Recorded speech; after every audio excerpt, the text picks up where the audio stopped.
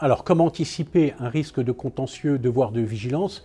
D'abord, ça passe par l'identification des risques auxquels l'entreprise peut être confrontée, identifier ces risques et mettre en place des mesures pour les atténuer ou pour les réduire. Ça passe également par une révision annuelle des 10 risques, parce qu'il ne s'agit pas de le faire une bonne fois pour toutes, encore faut-il les revisiter chaque année.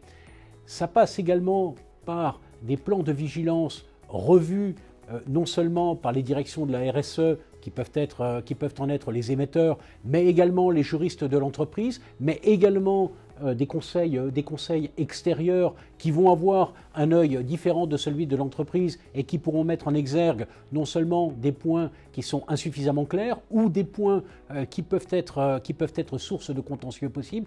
Donc, se prémunir contre les contentieux, c'est d'abord anticiper et passer énormément de temps en amont.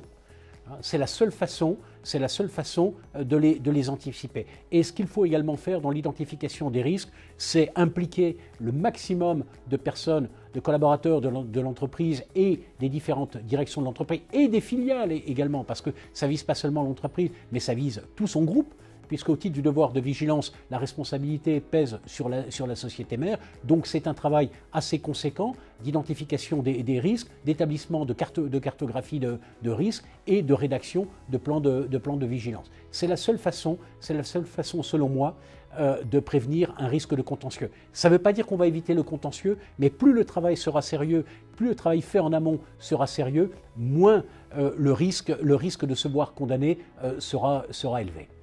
Nous sommes très heureux dans le cadre du GACS, qui est traditionnellement tourné vers l'amont, vers la compliance, d'être intervenu sous l'angle contentieux, cette fois-ci, du devoir de vigilance, avec une multiplication quasi quotidienne désormais des contentieux sur ce thème, une multiplication et également une diversification des fondements juridiques qui sont invoqués, des manquements qui sont invoqués, des mises en demeure qui sont adressées.